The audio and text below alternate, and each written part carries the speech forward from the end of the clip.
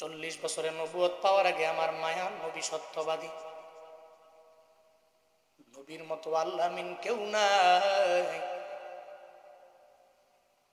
নবীর আল্লাহ আমিন উপাধি কাফেররা দলে দলে নবীর দরবারে আইসা নবীর আচরণ দেখে আল আমিন উপাধি এরাই দিয়া দিল।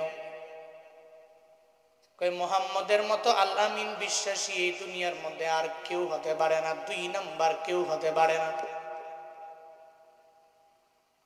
সব টাকা পয়সা নবীর দরবারে নিয়ে যায়,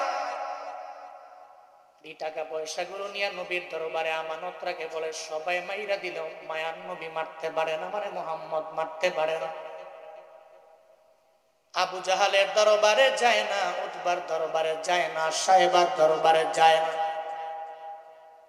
নবীর কাছে আমানত রাখেন, কারণ জানে মুহাম্মদ জীবনে কোনোদিন আমানতের খেয়ানত করতে পারে না। সব লোকেরা আমার নবীরে আল্লাহ আমিন বলল, নবীরে সত্যবাদী বলল, নবীর ব্যাপারে ভালো টেক যখন লাগায়া দিল, হঠাৎ করে হেরা গুহায় আমার মায়ার নবী যখন ধ্যান করলেন, জিব্রাইল আসলেন, নবীরে চাপ দিলেন, বললেন ইকরা, নবী পড়ুন। নবী বলে আমি পড়তে পারি না। যেই হেরা গুহা থেকে ইসলামের প্রচার, মায়ার নবী হেরা গুহা থেকে নাইমাইশা সঙ্গে সঙ্গে নবী দাওয়াত দিতে লাগলেন। গোপনে গোপনে দাওয়াত। আবু জাহাল তো আমার নবীর কথা মানতে রাজি না, উতবা নবীর কথা মানতে রাজি না, সাহেবা ওয়ালিদ ইবনে মুগিরারা আমার মায়ার নবীর কথা মানতে রাজি না। এরা অবাক হয়ে গেল, যেই মুহাম্মদের এতদিন পর্যন্ত ভালো মনে করলাম, এখন দেখি মুহাম্মদের মতো খারাপ আর এই দুনিয়ার মধ্যে কেউ নাই, কারণ সে আমাদের ধর্মের মধ্যে চুনকালি মাখায়া দিল। আবু জাহালের স্বার্থের মধ্যে বড় আঘাত লেগে গেল। স্বার্থে আঘাত লাগলে তো আবু জাহালের মাথাও গরম হয়ে গেল, উতবার মাথাও গরম হয়ে গেল, সাহেবার মাথাও গরম, ওয়ালিদ ইবনে মুগিরার মাথাও গরম। এখন কয় মুহাম্মদের দল বেড়ে যাবে, আমাদের দল ছোট হয়ে যাবে, কারণ আবু জাহালের চরিত্র ভালো না, আমার মায়ার নবীর চরিত্র ভালো কি ভালো না? হ্যাঁ, আবু জাহালের চরিত্র এত পরিমাণে খারাপ, আমার মায়ার নবীর চরিত্র এত সুন্দর, যেই চরিত্রের সার্টিফিকেট দুনিয়ার কোনো মানুষ দেয় না, ওই চরিত্রের সার্টিফিকেট দিয়েছে একজন, চিল্লায়া বলো তার না।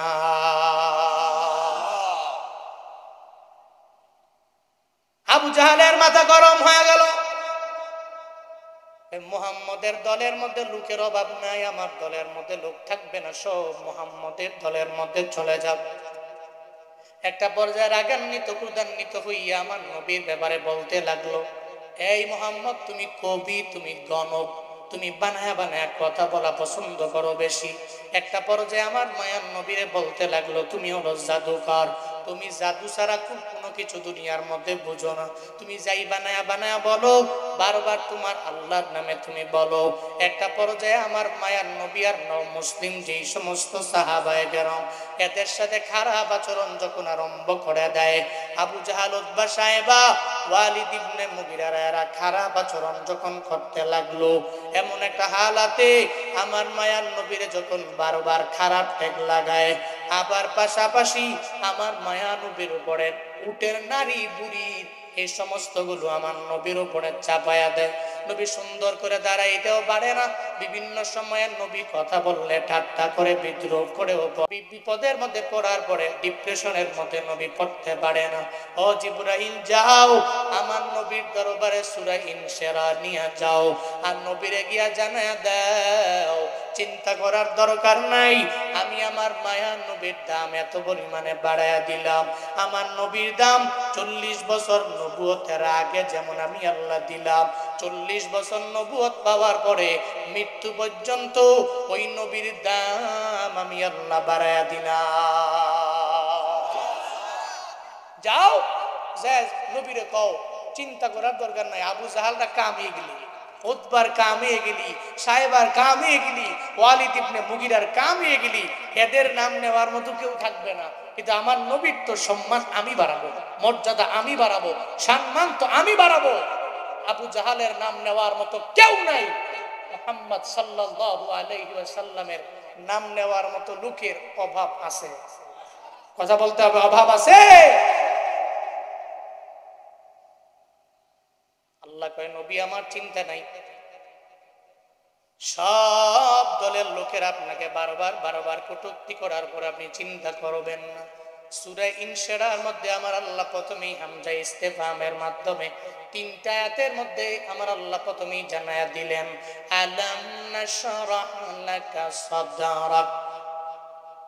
আল্লাহ পাক বলেন, ও পয়গম্বর, আমি কি আপনার বক্ষটাকে প্রশস্ত করে দেই নাই আপনার জন্য? আমি আল্লাহ আপনার বক্ষটাকে কি প্রশস্ত করে দেই নাই? আল্লাহ পাক বলেন, আপনার শরহে সদর আমি আল্লাহ করলাম, শক্কে সদর আমি আল্লাহ করে ফেললাম। আমি আল্লাহ আপনার শরহে সদর, শক্কে সদরের মাধ্যমে আমি আল্লাহ আপনাকে ওহী দিয়া জ্ঞানী বানাইলাম। আমার নবীর দুনিয়ায় কোনো শিক্ষক নাই, নবীর শিক্ষক একজন, চিল্লায়া বলো তার নাম। আল্লাহ পাক বলেন, নবী আমার, আমি রব হলাম আপনার শিক্ষক।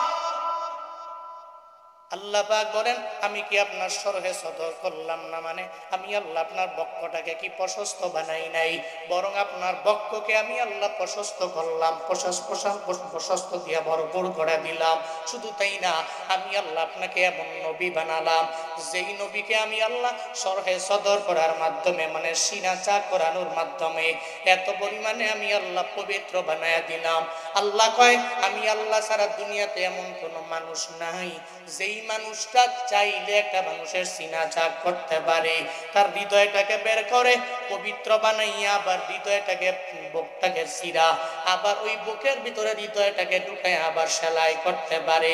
এটা দুনিয়ার কোনো মানুষ পারবে না, কারণ এটা হৃদয়টা এমন হৃদয়, যেই হৃদয়ের ভিতরে এমন রোগ আছে এমন না, বরং ওই হৃদয়ের মধ্যে রক্তপিণ্ড গুলা গুনাহে দ্বারা ভরা, খারাপে দিয়া ভরা। আমি আল্লাহ সিনা চা করানোর মাধ্যমে আপনার হৃদয় থেকে সব খারাপ রক্তপিণ্ড বের করে দিলাম। সব খারাপ রক্তপিণ্ড আমি বের করেছি আপনার ভিতর থেকে। আমি কি আপনার শরহে সদর, আপনার সিনা চাক, আপনার বক্ষ কি প্রশস্ত আমি কি করিনি? কে বলতেছেন? আরো জোরে বলতে হবে, কে বলতেছেন? কাকে বলতেছেন? আপনি উঠছেন কেন? কই যান? জিজ্ঞেস করেন, উনি কই যায়? হ্যাঁ, এক নাম্বার না, এক নাম্বার হলে যাওয়া যাইব, নাহলে দুইটা বয় দিন। সিনাচাক কে করছেন? জিব্রাইলের মাধ্যমে আল্লাহ করছেন। আল্লাহ কয়, আমি কি আপনার সিনাচাক করি নাই? আমি কি আপনার অন্তরটাকে, হৃদয়টাকে, আমি আল্লাহ কি আপনার বুকটাকে প্রশস্ত করে দেই নাই? অবশ্যই তো দিয়েছি। আর আল্লাহ চাইলেই যে কোনো ব্যক্তিকে এটা করতে পারে। আল্লাহ সেই পাওয়ার আছে না নাই? কথা বলতে হবে, আছে না নাই? সূরাতুল আনামের 125 নম্বর আয়াতের মধ্যে আল্লাহ বলেন, ফামাইয়ুরিদিল্লাহু আইয়াহদিয়াহু ইয়াশরাহ সাদরাহু লিল ইসলাম। আল্লাহ পাক বলেন, আমি আল্লাহ যখন চাইবো কোন বান্দারে পথ দেখায়া দিব। আমি আল্লাহ যদি চাই কোন বান্দারে আমি আল্লাহ হিদায়াতের পথের মধ্যে নিয়ে আসবো। ইয়াশরাহ সাদরাহু লিল ইসলাম, আমি আল্লাহ বান্দার বক্ষটাকে ইসলামের জন্য প্রশস্ত করে দেই। পড়েন সুবহানাল্লাহ। আল্লাহ যদি চায় কোন বান্দার বক্ষটাকে আমার মাওলা প্রশস্ত বানাবে, আবার তার হিদায়াতের লাইনে নিয়ে আসবে, একমাত্র আমার আল্লাহ চাইলেই তো সম্ভব।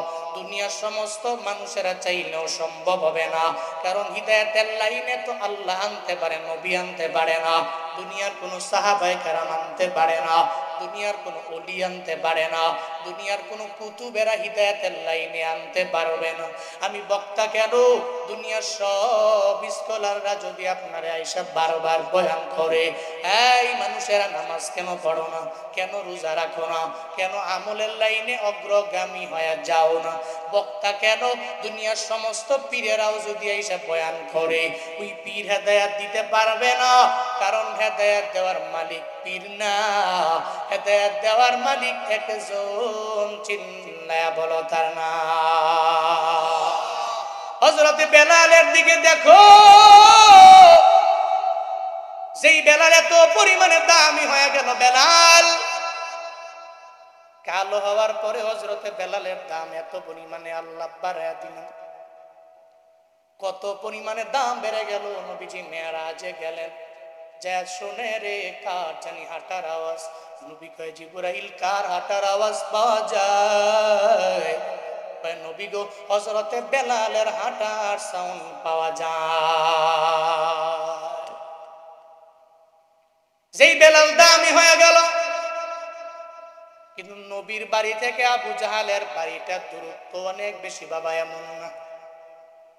কত দাঁড়ে উমরা করার জন্য যারা গেছে তারা জানে, যখন তাওয়াফ করলেন 7টা চক্কর দেওয়ার পরে সাফা মারওয়া, মারওয়া টু সাফা, সাফা মারওয়া, মারওয়া টু সাফা, এরপরে সাফা টু মারওয়া, এই যে 7টা তাওয়াফ করার পর, তাওয়াফ দেওয়ার পরে আবার 7বার চক্কর, সাফা টু মারওয়া, মারওয়া টু সাফা, সাফা টু মারওয়া, মারওয়া টু সাফা, এরপরে সাফা টু মারওয়া যায় যখন আপনার 7টা চক্কর শেষ হয়ে গেল, এরপরে মুআল্লিমেরা বলে, এই হাজিরা এতক্ষণ লাগায় তাওয়াফ করলা, সাই করলা, এখন একটু ব্যাগ আসটিনি, একটু ওয়াশরুমে যাওয়ার জন্য প্রয়োজন আছে না নাই? কয় আছে।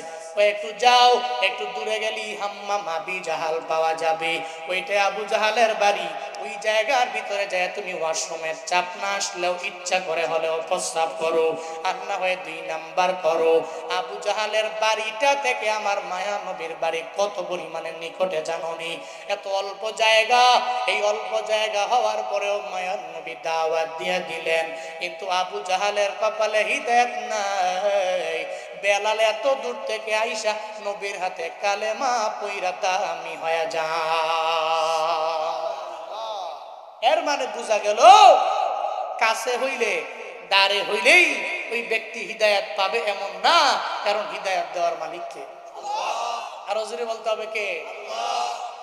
এটা আল্লাহ পথ দেখাইতে হবে। আর আল্লাহ যারা চায়, ইউরিদিল্লাহু আইয়াহদিয়াহু ইয়াশরাহ সাদরাহু লিল ইসলাম, আল্লাহ তারে চায় সম্মান দিবে, আল্লাহ তারে চায় ইজ্জত দিবে। আল্লাহ যদি চায়, দুনিয়ার কোনো ব্যক্তি পারবে না ঠেকাতে। আল্লাহ যদি না চায়, দুনিয়ার কোনো ব্যক্তি এটাকে কোনোভাবে দিতে পারবে? আল্লাহ পাক বলেন, পয়গম্বর আমি যখন চাই ওই বান্দাগুলোরে আমি আল্লাহ হিদায়াতের লাইনে নিয়ে যাই। সব ক্ষমতা আমি রবের হাতে, দুনিয়ার কোন মানুষের হাতের মধ্যে আমি আল্লাহ দেই নাই। মনে রাখবা, কারো অনেক জনপ্রিয়তা থেকে জীবনেও কোনো হিংসা করা যাবে না।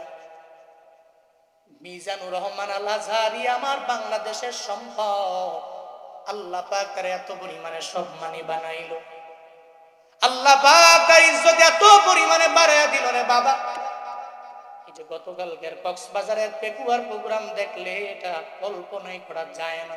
একটা মানুষের জন্য যুবকেরা এত পরিমাণে পাগল হতে পারে।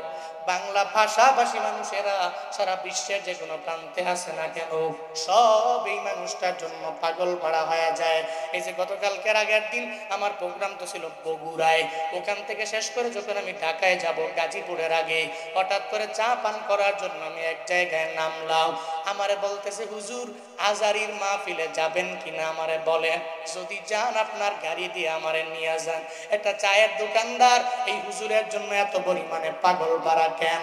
আবার এগুলা দেইগা আমরা বাংলাদেশে সুন্নি নামধারী কিছু আলেম আছে, নিজের সুন্নি মনে করে, দেখবেন মাঝে মাঝে দেখবেন বিভিন্ন জায়গায় জায়গায় গিয়া বলে, ওই অনেক বেশি মানুষ হইলে তো কবুল। এ বিষয়টা এমন না, মানুষ আছে মাত্র 20 জন, এই 20 জনের ভিতরে একজনে যদি ভালো হয় তাহলে কবুল হয়ে যাবে। কারবালার ময়দানের উদাহরণ দিয়া আজারি সাহেবের মাহফিলের ব্যাপারে কটূক্তি করে। এরা যতই হিংসা করবে এদের হিংসায় বিন্দু মাত্র পরিমাণ কোনো লাভ হবে না। কারণ এই সম্মান, এই প্রতিপত্তি, এই মর্যাদা দুনিয়ার টাকার দ্বারা নয়। এই সম্মান একজন দেয়, চিল্লা বলো তার নাম। সম্মান দেওয়ার মালিককে কে দেয়? আল্লাহ চাইলে কোন বান্দারে সম্মান দিয়া বড় বানাইতে পারে গোলাম। আল্লাহ চাইলে কোন বান্দার ইজ্জত দিয়ে আমার মাওলা বড় বানাইতে পারে। এই জন্য আমি যদি বলি ওনার জনপ্রিয়তা তো আমার নাই, এখন যদি আমি হিংসা করি তাইলে তো আমি হিংসাকারী হয়ে গেলাম, আমি তো হাসাদ করনেওয়ালা একজন হাসেদ হয়ে গেলাম। এতে বিন্দু মাত্র পরিমাণ লাভ নাই, কারণ এটা দুনিয়ার কোনো মানুষ দিতে পারে না, আমার আল্লাহ দেয়। এই জন্য তো আমরা আরো দোয়া করি, আল্লাহ আজারির মতো এমন সম্পদ বাঁচায়া রাখুক, আল্লাহ তার নেক হায়াত দান করুক। সকলে বলি আমিন। আরো জোরে পড়ে না আমি। আল্লাহ কয় নবী চিন্তা করেন কেন, আমি তো যারই ইচ্ছা তারে হিদায়াতের লাইনে আইনা এরপরে তার সিনাটাকে, তার বক্ষটাকে ইসলামের জন্য প্রশস্ত করে দিই। আল্লাহ পাক বলেন নবী আমার, আমি কি আপনার সিনা চাক করি নাই? বক্ষটাকে আমি মাওলা কি প্রশস্ত বানায়া দেই নাই? মায়ান নবীর যখন 4 বছর, চতুর্থ বছর বয়সের মধ্যে আল্লাহ পাক নবীর দরবারে জিবরাইল পাঠায়া দিলেন। এই জিবরাইল যাও যাও আমার নবীর দরবারে যাও, আমার নবীর কাছে যাইয়া নবীর বুকটাকে ছিঁড়ে ফেলো, এরপরে হৃদয়টাকে বের করে দাও। এই হৃদয়টাকে বের করে ওই হৃদয় থেকে যত শয়তানি রক্তপিণ্ডগুলো আছে এই সব রক্তপিণ্ডগুলো বের করে দাও। এরপরে হৃদয়টাকে ধুয়ে মুছে আমার নবীর বুকটাকে বুকের ভিতরে ঢুকাইয়া আবার বুকটাকে সেলাই করে তুমি চলে আসো। 4 বছর বয়সে নবীর দরবারে আসলেন, আমার তোমার দরবারে তো আসেন নাই জিবরাইল, আমার সিনাটাকেও তো সাক করেন নাই। এই কারণে দেখেন না মাঝে মাঝে দেখবেন শয়তানে ধোঁকা দেয়, এই ওয়াজ মাহফিলে কেন বইসা রইলা? 30 মিনিট বয়ান শোনার পরে কেন তুই ওইটা বাড়ির মধ্যে যাস না? এই হুজুরের বয়ান শুই না কোনো লাভ নাই, এই হুজুরের ইলিম নাই, হিলিম নাই, আমল নাই, শুই নাও লাভ হবে না। শয়তান এসে দেখবেন একটু পরে বারবার পিন মারবে। কেন মারবে না? কারণ আপনার হৃদয় থেকে তো শয়তানি রক্তপিণ্ডগুলোকে ধুয়ে মুছে সাফ করা হয় নাই। একমাত্র নবীর কাছ থেকেই আল্লাহ পাক সিনা চা করানোর মাধ্যমে নবীরে প্রথমবার জিবরাইল পাঠাইলেন। 4th বছর বয়সের মধ্যে আমার মায়ার নবীর দরবারে জিবরাইল আসলেন। এরপরে দ্বিতীয়বার মেরাজে যাওয়ার আগে আল্লাহ পাক জানায়া দেয়, জিবরাইল যাও যাও আমার নবীর দরবারে যাও, আমার নবীর কাছে যাইয়া যেহেতু নবী আমি আল্লাহর সাথে মোলাকাতের জন্য চলে আসবে, আমি রবের সাথে আমার নবীর মোলাকাত হয়ে যাবে। ও জিবরাইল আমার নবীর দরবারে যাও, নবীর দরবারে যাইয়া নবীর বুকটাকে আবার ছিঁড়ো, এরপরে ওখান থেকে আবার নবীর হৃদয়টাকে বের করো। নবীর হৃদয়টাকে বের করে জমজমের পানি, কূপের পানি দিয়ে সুন্দর করে ধুইলেন। এরপরে ধুয়ে মুছে হৃদয়টাকে আবার ভরে দিয়ে আমার নবীর সিনাটাকে চাক করে, এক কথায় সরহে সদর করে এরপরে আমার আল্লাহর মোলাকাতে নিয়ে গেলেন।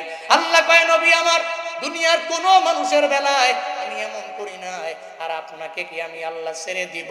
বরং আপনি তো আমার বড় প্রিয় মানুষ, আমি কি আপনারে সরহে সদর করি নাই? এর মানে আমি আপনার বক্ষটাকে কি প্রশস্ত করে দেই নাই? জোরে